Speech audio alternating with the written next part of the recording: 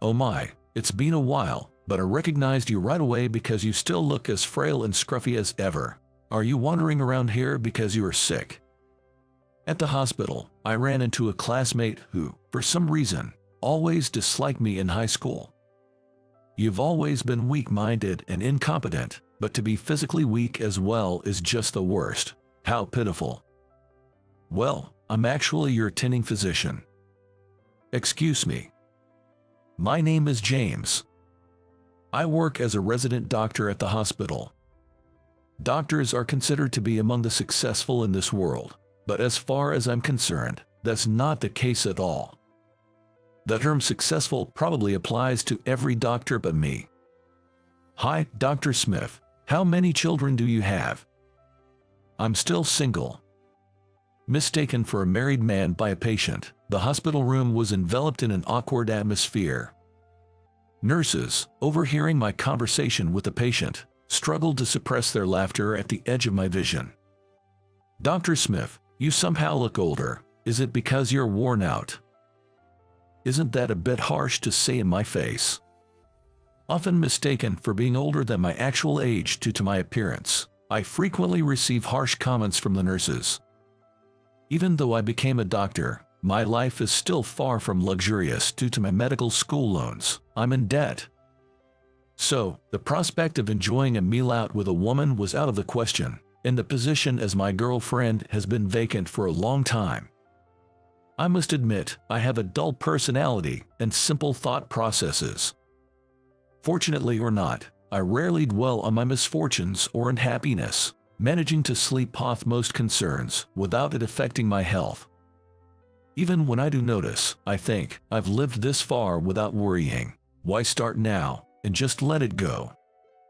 My family and friends often look at me with a mix of pity, calling me naive. However, I couldn't care less about other people's opinions. Even I, however, can't help but feel down when faced with the sharp words from the nurses who have both beauty and talent. They would say, "Dr. Smith, maybe you should take a shower, or it would be nice if a wife to take care of you would show up soon," offering nothing but harsh opinions. Even today, after a night shift, a colleague said to me, "You should shave your beard at least. It might make that face of yours look a bit better." Even with this face is unnecessary, I muttered to myself, but I follow everyone's advice, as usual, and continue down the path of an unattractive loser. One day, a nurse scolded me upon seeing my appearance. "Dr. Smith, it sets a bad example for the other staff if you don't take care of your grooming. It makes the patients uncomfortable." Looking in the mirror, I saw my hair was a mess from sleeping in. Rushing and without time to style my hair or shave, my appearance was far from commendable. Indifferent even to my own appearance, I spend my days being reprimanded by those around me. "Dr. Smith, please don't sleep here." "Yes, yes." Nearly dozing off with a cup in hand, I was jolted awake by the sharp voice of the head nurse, Emily. Though the coffee in the cup swayed, it fortunately didn't spill on my lab coat. Had I stained my coat, Emily would have scolded me again. Today, I was unexpectedly asked to step in for a surgery, which ended up taking a long time. As a result, I had to stay overnight at the hospital, and by the time I finished the paperwork I had planned to do, I was starting to feel extremely sleepy. I thought about taking a shower and having coffee to wake up, but the quiet of the almost empty break room was so soothing that I almost dozed off right there. Sorry, I just nodded off for a bit. If you keep zoning out like that, it could lead to an accident. Snap out of it. My apologies. Here you go. This is the file for your new patient. Please go over it. After getting a bit of a scolding from Emily as usual, I was briefed about the new patient. While flipping through the file, I came across a familiar name and frowned and thought, Is it a name you recognize? Seeing the patient's name and age, I found myself thinking back to an old classmate from long ago. Maybe I should go check on them. Hey, you're off duty now, so please take off your lab coat. Otherwise, you might end up being given more work. Following Emily's advice, I quickly took off my lab coat and headed to the patient's room. Just before I reached the room, the patient came out and we bumped into each other head-on. Just as I recognized her immediately, she seemed to recognize me at once as well. She looked surprised at first, but then her face settled into the same mocking expression she had over a decade ago. Well, it's been a while, but you're still as scrawny and shabby as ever. I recognized you immediately. Are you loitering around here because you are sick? She seemed to mistake me for a patient, looking at my worn-out, pajama-like clothes. You are always weak-minded and incompetent, but to be physically weak too, that's just pitiful. She bombarded me with these harsh words, and I could only respond with a wry smile. Her name was Susan. She was a high school classmate, and although I don't recall ever doing anything to offend her, she had an intense dislike for me from our school days. It's possible I had said something insensitive, but we really had nothing to do with each other. We were in different classes and, under normal circumstances, would hardly have interacted. Yet, whenever our eyes met, she glared, and if I was nearby, she clicked her tongue. If I so much as broke a school rule, she would eagerly report me to the teachers. Back when I was more impulsive than I am now, I confronted her once when she glared at me. "Hey, did I do something to you?" That was the first time we ever spoke, and from then on, her hostility only seemed to grow. She completely ignored my question, as if my mere existence bothered her, and found fault with everything I did. She was the first in our school to get into a prestigious Ivy League university, and at the time, she was the talk of both the morning assembly and the staff room. Being openly disliked by her, a beautiful, smart, and responsible class president, meant that I was even told by our homeroom teacher to apologize for things I hadn't done. Even now, as adults, it seems her animosity towards me remains. Trying not to provoke her further, I carefully chose my words to clear up her misunderstanding. "Actually, I'm your attending physician." "What?" Her face froze at my words. "Didn't you know, my last name is Smith?" "I only sought a last name. I had no idea you were my doctor." "I recognized you immediately. It seems you haven't changed your last name, so you're not married." I realized I had misspoken when the atmosphere around her turned icy. Susan's face morphed into a terrifying scowl, and by the time I realized I shouldn't have mentioned her marital status, she had turned her back on me in indignation and stormed back into her room. Left standing there, I was at a loss, shoulders slumped.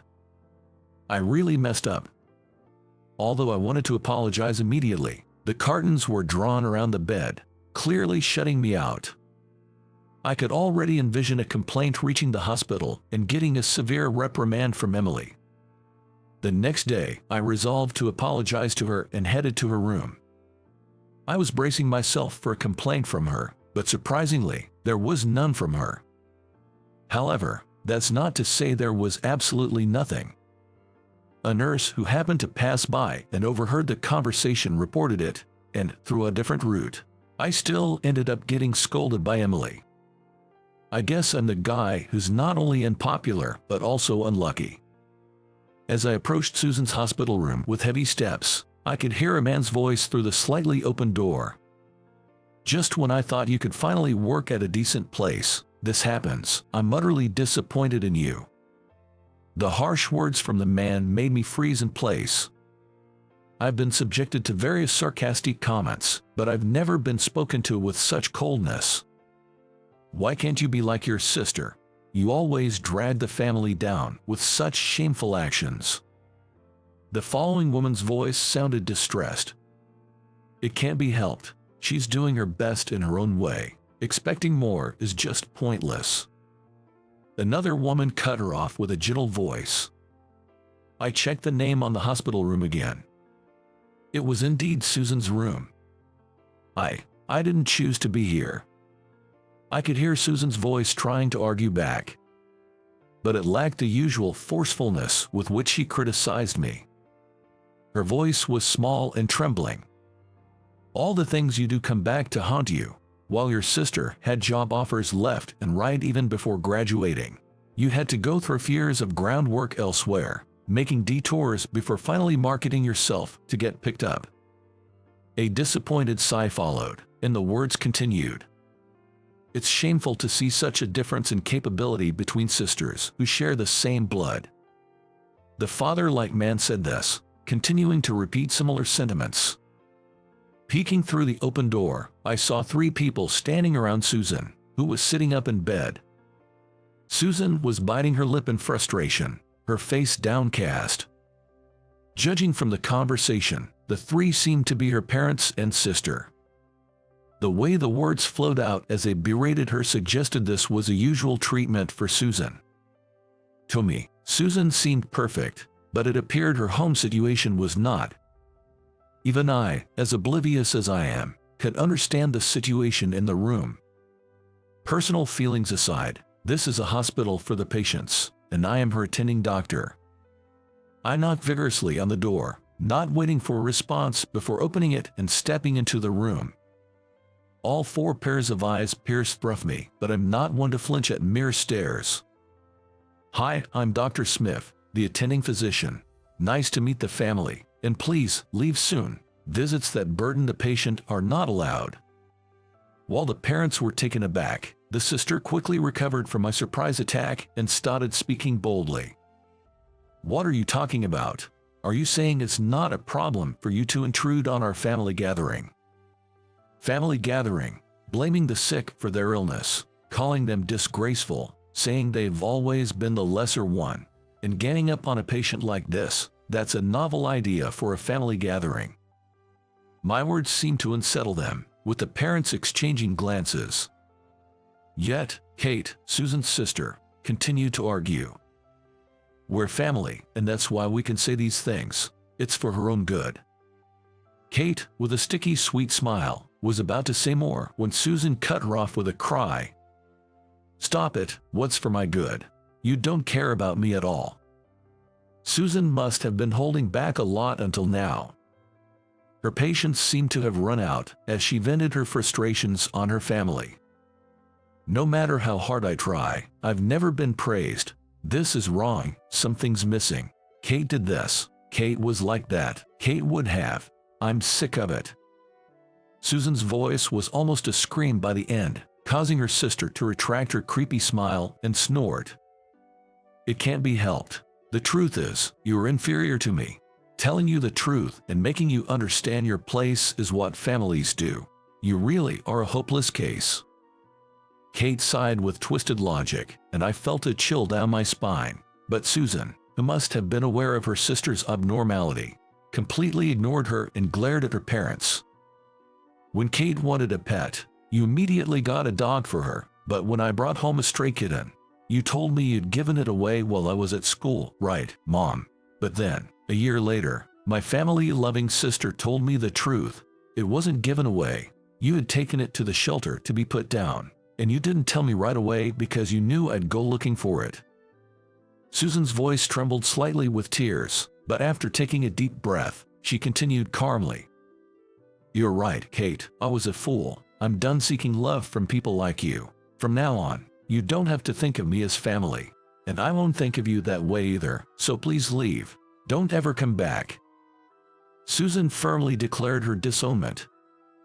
With that, her sister snorted. Then, from now on, even if you're in trouble, don't rely on us. I doubt anyone would want to help you. Fight your illness on your own. Kate spat out those words and left the hospital room with her parents. The room became silent once they were gone, returning to its usual sterile atmosphere. Days later, in the courtyard on a mild spring day, I approached Susan, who was sitting on a bench looking up at the sky. Hey there. She glanced at me briefly, keeping her face turned upwards. Since the day she broke ties with her family, her prickly attitude towards me had softened somewhat. But it hadn't disappeared entirely. I still got a sharp comment whenever we met. Are you sure it's okay to have such an unreliable doctor? That's a harsh way to put it. I'm worried I might catch some strange germs from this unhygienic doctor." Despite the harsh words, the nurses have been reassuring, saying that I'm competent, so there haven't been any formal complaints yet. But my mentality is certainly wearing thin. Ignoring Susan's reaction, I sat down beside her. "Are you feeling nervous?" I tried to speak as gently as possible. Susan's surgery was scheduled in 2 days. Even if it went well, she would need lifelong medication and occasional convalescence. I was much more nervous during my final job interview. Believe it or not, I had an offer from an international company. That's amazing. I was genuinely impressed, but Susan smiled self-deprecatingly. "Well, I had to decline it because of my illness. My family was disappointed, and they lashed out at me. It was a mess." Far from receiving sympathy from her family, she was actually in such a situation. They probably blamed her more for declining the job offer rather than worrying about her illness. That's unfortunate, but with your talents, once things settle down, there'll be plenty of companies wanting you. When I tried to cheer her up, Susan fell silent for a moment before speaking. "You've been a bit of help, you know." It was the first time she had mentioned what happened in the hospital room. "Why did you help me? You thought I was a terrible person, didn't you?" "I'm your attending physician. After all, it's my job to put noisy visitors in their place." I put on a show of bravado. Honestly, I'm not usually that assertive. Back then, I really didn't want to intervene, and there was a chance I would have been talked down. If Susan hadn't declared her estrangement, it might have led to an ever-ending argument. "I've hated you since high school." Really? It hurt to be told that directly, but I tried to remain calm. "You weren't particularly good-looking or smart, always walking around confidently with your messy hair and wrinkled shirt. You were careless and insensitive, often upsetting teachers and girls." She spoke in a flat voice, recounting my embarrassing past. I try to live without dwelling on the past, but remembering it now is cringeworthy. My self-esteem was definitely taking a hit. "But you always had people around you, and you got along well with your brother, who was a year ahead. No one really spoke badly of you to your face." Indeed, no one directly confronted me about my character. I had been scolded many times, but I also received plenty of praise. I must have had a fairly normal upbringing. I was trying so hard in that family, yet nobody loved me, and I couldn't get along with my sister. I always wondered, why is it so unfair? I would probably feel the same if I were in such a household. Then you appeared, seemingly without effort, having everything I wanted. You got along with your brother so naturally, and I resented you for it. That was the reason Susan had always been hostile towards me. Even though we both have siblings, what's the difference between you and me? Siblings. Even though I understood her reasoning, I still had to clear up a misunderstanding. Well, I don't know if it's okay to say this now, but my brother and I aren't actually blood related. What? Susan, who had been gazing up at the sky for a while, turned to face me for the first time. Her eyes were wide, possibly from surprise. "Both my brother and I are adopted. Our parents are foster parents, and I could probably find out who my real parents are if I looked into it, but I've never felt the need to do so." "Adopted, both of you?" "Yeah, we have other siblings too, all of them adopted. It's kind of like a collection, but to me, they are what I'd call family." "How come you get along so well with your brother, just like a real family, even though you're step-siblings?" "It wasn't all perfect from the start. We've been through a lot, but overcoming those challenges, we've built a bond stronger than that of real brothers." I had no idea about any of this. Back then, we weren't exactly in a position to share such stories, you and I. For those close to me, our family's story was well known, but for Susan, who was unaware, it must have been quite a shock. After hearing my story, Susan looked down, her expression filled with deep thought. "I'm really the worst.